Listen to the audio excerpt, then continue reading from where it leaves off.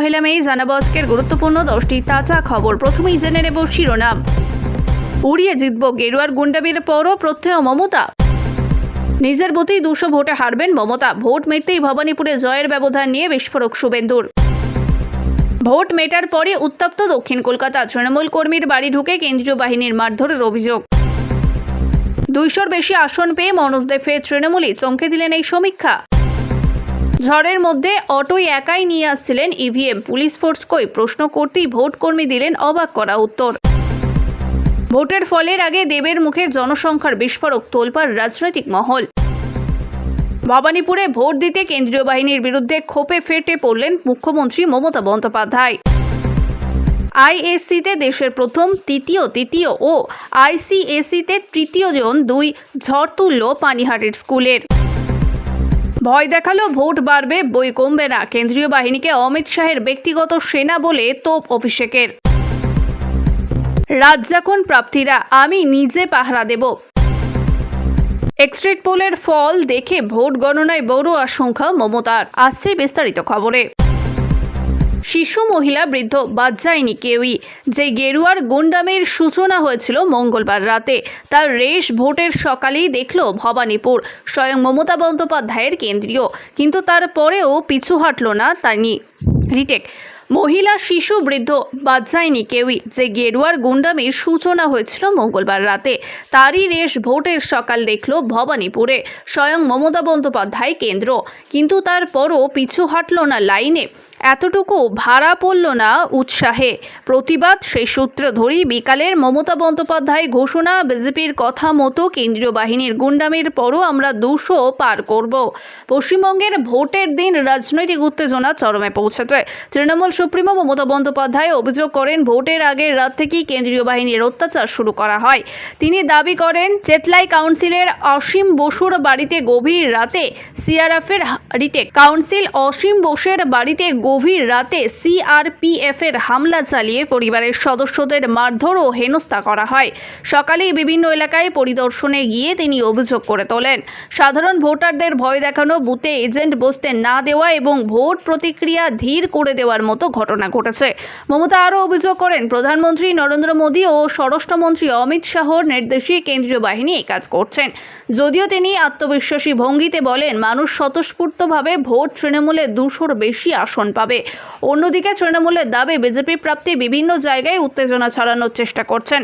জয়হিন্দি ভবনের একটি বুথের সংঘর্ষের অভিযোগ ওঠে, যেখানে কেন্দ্রীয় বাহিনীর লাঠিচার্জ, কয়েকজন আহত হন। স্থানীয়দের অভিযোগ, বাহিনীর আচরণ ছিল অত্যন্ত আক্রমণাত্মক। 2026-এ পশ্চিমবঙ্গ বিধানসভা নির্বাচনের অন্তিম লগ্নে এসে বঙ্গ রাজনীতিতে পারদ এখন ফাটছে। ভোট মিটতে আত্মবিশ্বাসে তুঙ্গে বিজেপি শিবির। বিশেষ করে ভবানীপুর ও নন্দীগ্রামে বিজেপি প্রাপ্তি শুভেন্দু অধিকারী যেভাবে পরিসংখ্যান দিয়ে জয়ের দাবি করছে, তাতে চাঞ্চল্য ছড়িয়েছে রাজনৈতিক মহলে। বৃহস্পতিবার সাংবাদিকদের মুখোমুখি হয়ে শুভেন্দু সাফ জানিয়ে দিলেন, এবার আর তৃণমূলের ভোট লুটের ফর্মুলা চলেনি, উল্টো মমতা নিজের পাড়াতেই হারতে চলেছে বলে দাবি তার। শুভেন্দুর দাবি অনুযায়ী এবারে নির্বাচনে তৃণমূলের ছাপ্পা ভোটের পরিকল্পনা ভেস্তে দিয়েছে বিজেপি। তিনি বলেন, এবারে হাতে গোনা গোটা 10 বুথে ওর ছাপ্পা মারতে পারেনি। 77 নম্বর বুথে তো পুরুষেরা বোরখা পরে ভোট দিতে এসেছিলেন। আমি নিজেই তাদের হাতে নাতে ধরেছি। আমি পুলিশ পর্যবেক্ষককে ধন্যবাদ দেব, যাতে আমি যাওয়ার পর কেন্দ্রীয় বাহিনী ও পুলিশ কর্তারা ওদের রীতিমতো ধুলাই দিয়েছে। শুভেন্দুর মতে 267 নম্বর বুথে এই প্রথম বিজেপি সফলভাবে এজেন্ট বসাতে পেরেছে, যা গত কয়েক বছর অভাবনীয় ছিল। 3টি বুথ থেকে এজেন্টদের বের করে দেওয়া হলেও বিজেপির কর্মীরা ফের তাদের বুথে ঢুকিয়ে দিয়েছে। নির্বাচনের গতি প্রকৃতি বিশ্লেষণ করে শুভেন্দু অধিকারী বলেন, আগে দেখা যেত মুসলিম বুথে 95% ভোট পড়ত, কিন্তু এবার চিত্র বদলে গেছে। এবার হিন্দু বুথগুলিতে 95% পোলিং হয়েছে। 20,000 গুজরাটি, 12,000 মারোয়ারি এবং 4,000 পাঞ্জাবি ভোটার এরাও এবার বুক ফুলিয়ে ভোট দিয়েছে। কাউকে ভয় পায়নি। হরিশ চ্যাটার্জি স্ট্রিট ও হরিশ মুখার্জি স্ট্রিটের পরিবারগুলি এবার বিজেপিকে 2 হাত ভরে আশীর্বাদ করেছে। শুভেন্দুর ভবিষ্যৎদ্বন্দ্বী মুখ্যমন্ত্রী মমতা বন্দ্যোপাধ্যায় নিজের বুথে অন্তত 200 ভোটে হারবেন। কলকাতায় ভোট পর্ব মিটতেই চরম উত্তেজনা ছড়িয়ে পড়ল দক্ষিণ কলকাতার নিউ আলিপুর রাসবিহারী এলাকায়। অভিযোগ করতেই ভোট শেষের ফেরার পথে কেন্দ্রীয় বাহিনীর জওয়ানদের অকৃতজ্ঞতা তৃণমূল কর্মীদের বাড়িতে ঢুকে মারধর করার এবং মহিলাদের সঙ্গে অসভ্য আচরণ করেছেন। স্থানীয় নেতৃত্বের দাবি সম্পূর্ণ বিনা প্রচারণে জওয়ানদের লাঠিচার্জ শুরু করলেন। বেশ কয়েকজন গুরুতর জখম হয়েছেন। আহতদের উদ্ধার করে দ্রুত হাসপাতালে নিয়ে যাওয়া হয়েছে। ঘটনার সূত্রে অভিযোগ, প্রকৃত তৃণমূলের প্রাপ্তি দেবাশিস কুমারের অভিযোগ অনুযায়ী সন্ধ্যে 7টা নাগাদ ভোট প্রক্রিয়া শেষ করে যখন কেন্দ্রীয় বাহিনীর জওয়ানের গাড়িতে উঠছিলেন, ঠিক তখনই 4-5 জন অজ্ঞাত পরিচয় যুবক এসে জওয়ানদের সঙ্গে কথা বলেন। এরপরই পরিস্থিতি বদলে যায়। জওয়ানদের গাড়ি থেকে নেমে স্থানীয় তৃণমূল কর্মীদের লক্ষ্য করে আক্রমণ চালায় বলে দাবি করেছেন স্বরূপ বিশ্বাস। বিশেষ করে নিউ আলিপুরের মতো অভিজাত এলাকায় বাড়ির ভেতর ঢুকেই আচরণের চাঞ্চল্য ছড়িয়েছে। তীব্র প্রতিক্রিয়া ও রাজনৈতিক প্রভাবে ঘটনার খবর পেয়ে হাসপাতালে জখম কর্মীদের দেখতে যান তৃণমূল নেতৃত্ব। তাদের অভিযোগ, ইভিএম মেশিন জমা হওয়ার পরও যখন বুথে 200 মিটার বাইরে কর্মীরা দাঁড়িয়েছিলেন তখন পরিকল্পিতভাবে এই হামলা চালানো হয়েছে। নেতৃত্বের হুঁশিয়ারি, কলকাতায় এই ধরনের অত্যাচার কোনোভাবেই মেনে নেওয়া যাবে না এবং দলের পক্ষ থেকে এর বিরুদ্ধে কঠোর আইনি রাজনৈতিক পদক্ষেপ গ্রহণ করা হবে। অন্যদিকে কেন্দ্রীয় বাহিনীর পক্ষ থেকে এই অভিযোগ বিষয়ে তাৎক্ষণিক কোনো প্রতিক্রিয়া পাওয়া যায়নি। এক ঝলকে দক্ষিণ কলকাতায় নিউ আলিপুর তৃণমূল কর্মীদের বাড়ি ঢুকে মারধর ও মহিলাদের হেনস্থার অভিযোগ কেন্দ্রীয় বাহিনীর বিরুদ্ধে। ঘটনার সময় যখন কর্মীদের স্থানীয় হাসপাতালে ভর্তি করা হয়েছে তাদের দেখতে যান দেবাশিস কুমার ও স্বরূপ বিশ্বাস। অভিযোগ অনুযায়ী 4-5 জন অজ্ঞাত পরিচয় যুবক জওয়ানদের হঠাৎই লাঠিচার্জ শুরু করেন। ঘটনার জেরে ভোটের পর উত্তপ্ত দক্ষিণ কলকাতার রাজনৈতিক পরিস্থিতি, কড়া ব্যবস্থার হুঁশিয়ারি তৃণমূল শিবিরের। 2 দফার ভোট গ্রহণ শেষ হতেই পশ্চিমবঙ্গে শুরু হয়েছে জোর চর্চা। ফের ক্ষমতায় ফিরবে তৃণমূল নাকি পালাবদল ঘটবে বিজেপির? এই পরিস্থিতির সামনে এসেছে একাধিক এক্সট্রিক পোল, জনমত পেলস এবং সমীক্ষা অনুযায়ী অল ইন্ডিয়া তৃণমূল কংগ্রেস পেতে পারে 195 থেকে 205টি আসন, আর ভারতীয় জনতা পার্টি থাকবে 80 থেকে 90 এর মধ্যে। কংগ্রেস 1 থেকে 3 এবং বামফ্রন্ট 0 থেকে 1 আসন পেতে পারে বলে ইঙ্গিত। অন্যদিকে পিপলস পালসের এক্সট্রিক পোলেও এগিয়ে রাখা হয়েছে তৃণমূলকে। তাদের হিসাবে তৃণমূল পেতে পারে 178 থেকে 179টি আসন। বিজেপি 95 থেকে 110টিরও মধ্যে থাকতে পারে। কংগ্রেস ও বামফ্রন্টের ফল খুব সীমিত থাকার সম্ভাবনা। তবে সব সমীক্ষা একমত নয়। কিছু এক্সট্রিক পোল হাড্ডাহাড্ডি লড়াইয়ের ইঙ্গিত দিচ্ছে, যেখানে বিজেপি খানিকটা এগিয়ে থাকতে পারে বলেও দাবি। যদিও অতীতের পশ্চিমবঙ্গে একাধিক এক্সট্রিক পোলের পূর্বাভাস চূড়ান্ত ফলাফলের সঙ্গে মেলেনি, ফলে বিশেষজ্ঞদের মতে এই সমীক্ষাগুলি কেবলই ইঙ্গিত মাত্র। চূড়ান্ত ফল জানা যাবে গণনার দিনই। ছিল না পুলিশ, কেন্দ্রীয় বাহিনী একেবারে নিরাপত্তা ছাড়াই গোপনে ইভিএম নিয়ে যাওয়া হচ্ছিল বলে অভিযোগ। ভোট মিটতেই এই অভিযোগ ঘিরে সরগরম দক্ষিণ 24 পরগনার কুলতালি। হাতে নাতে গাড়ি আটকে বিক্ষোভ দেখান বিজেপি প্রার্থী। কুলতালিতে পুনর্নির্বাচনের দাবি জানানো হয় বিজেপি প্রার্থী মাধবী মালধার।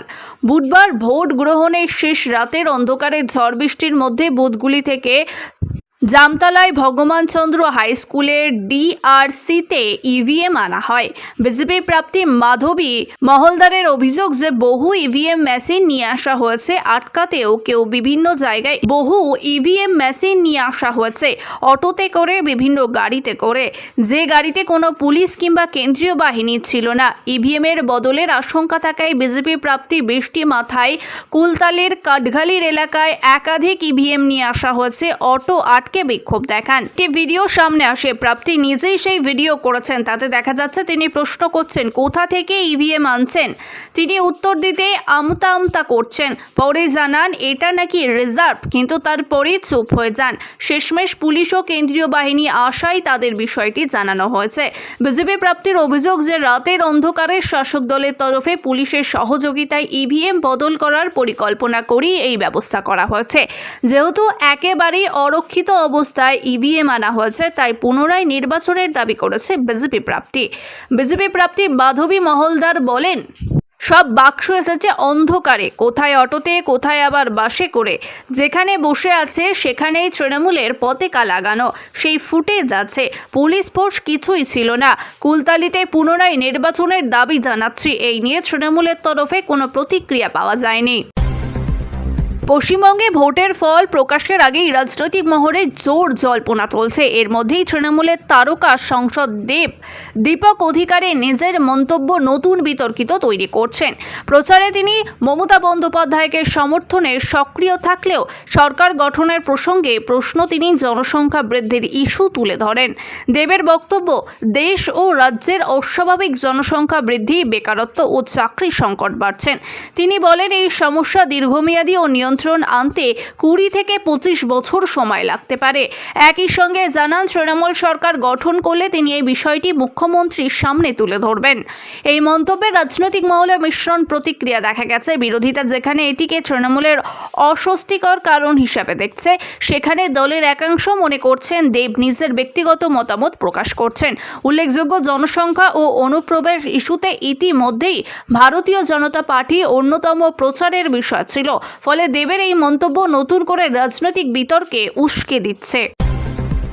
2026 বিধানসভা নির্বাচনে হাই ভোল্টেজ লড়াইয়ে বুধবার বিকালে নিজের কেন্দ্র ভবানীপুরের মিত্র ইনস্টিটিউটের ভোট দিতে মুখ্যমন্ত্রী মমতা বন্দ্যোপাধ্যায়। তবে ভোটাধিকার প্রয়োগ করে চেয়েও এদিন বেশি লাঠিচার্জ হয়ে এলো বুথ থেকে বেরিয়ে কেন্দ্রীয় বাহিনীর ভূমিকা নিয়ে তার করা তীব্র আক্রমণ। তৃণমূল নেতৃত্বের অভিযোগ, সাধারণ মানুষকে ভয় দেখিয়ে এবং গণতান্ত্রিক প্রতিক্রিয়া ব্যবহৃত করে আদালতে গণতন্ত্রকে খুন করার চেষ্টা করছে দিল্লি থেকে আসা বাহিনী। অভিযোগের তীর ও তৃণমূলের দাবি, মুখ্যমন্ত্রী সংবাদ মাধ্যমের সামনে দাবি করেন যে বিভিন্ন বুথে কেন্দ্রীয় বাহিনীর জওয়ানদের ভোটারদের একাধিক নির্দিষ্ট রাজনৈতিক দলের পক্ষে ভোট দেওয়ার জন্য চাপ সৃষ্টি করছে। এমনকি বহু জায়গায় শাসক দলে এজেন্ট বসাতে বাধা দেওয়া এবং মহিলাদের ভোটদানে বাধা দেওয়া থেকে গুরুতর অভিযোগ তুলছেন। তার মতে, শান্ত বাংলাকে অশান্ত করতেই বিজেপি বাহিনীকে ঢাল হিসাবে ব্যবহার করা হচ্ছে। এই পরিস্থিতির পরিপ্রেক্ষিতে ইতিমধ্যে তৃণমূল কংগ্রেসের পক্ষ থেকে নির্বাচন কমিশন একগুচ্ছ আনুষ্ঠানিক অভিযোগ জমা দেওয়া হয়েছে। রাজনৈতিক সংঘাত ও প্রভাব, মমতা বন্দ্যোপাধ্যায় এই আক্রমণের পাল্টা জবাব দিতে দেরি করেনি। ভবানীপুরে বিজেপি প্রার্থী শুভেন্দু অধিকারীর এই ক্ষোভকে হারের হতাশা বলে বর্ণনা করেছেন। তার দাবি, বাহিনী সক্রিয়তা থাকায় ছাপ্পা ভোট বন্ধ করেছে বলেই মুখ্যমন্ত্রী এমন অভিযোগ তুলেছে। এর পাল্টাপাল্টি অভিযোগের ফলে ভোট পরিবর্তিত সময়ে রাজনৈতিক পারদ চলবে বলেই মনে করা হচ্ছে। বিশেষ করে নির্বাচন কমিশনের নিরপেক্ষতা নিয়ে মুখ্যমন্ত্রী তোলা প্রশ্ন আগামী দফায় নির্বাচনগুলিতে শাসক দলের রণকৌশল বড় প্রভাব ফেলতে পারে। আইএসসি পরীক্ষায় দেশের মধ্যে প্রথম, দ্বিতীয় ও তৃতীয় এবং আইসিএসই পরীক্ষায় দেশের মধ্যে তৃতীয় স্থান এবার council for the union school certificate এক্সামিনেশনসের CISEC বোর্ড পরীক্ষার বাজিমাত করল পানিহাটির সেন্ট জেভিয়ার্স ইউনিভার্সিটির পড়ুয়ারা। দশম শ্রেণীর বোর্ড পরীক্ষায় তথা আইএসসিতে দেশের মধ্যে যুগান্তভাবে প্রথম স্থান অধিকার করেছেন স্কুলের ছাত্রী অনুষ্কা ঘোষ। পানিহাটির বাসিন্দা অনুষ্কা 400-র মধ্যে 400 পেয়েছেন। স্বাভাবিকভাবে বোর্ডের তরফে মেধাবী তালিকায় প্রকাশ করা হলো না অনুষ্কা যে দেশের মধ্যে প্রথম হয়েছে তা নিয়ে কোনো সন্দেহ নেই। আইএসসি ও আইসিএসইতে ঝড় তুলল পানিহাটির স্কুল। আর অনুষ্কার সেই দুর্দান্ত সাফল্যের মধ্যেই পানিহাটির সেন্ট জেভিয়ার্স ইনস্টিটিউটের অন্যান্য পড়ুয়ারাও বাজিমাত করেছে। স্কুলের কর্তৃপক্ষের তরফে জানানো হয়েছে, আইএসসির পরীক্ষার দেশের মধ্যে দ্বিতীয় ও তৃতীয় স্থান অধিকার হলো পানিহাটির সেন্ট জেভিয়ার ইনস্টিটিউটের পড়ুয়ারা। শুধু তাই নয়, দশম শ্রেণীর আইসিআই পরীক্ষার দেশের প্রথম 3 জনের মধ্যে কমপক্ষে 2 জন পড়ুয়া হলো পানিহাটির সেন্ট জেভিয়ার্স ইনস্টিটিউট শিক্ষার্থী।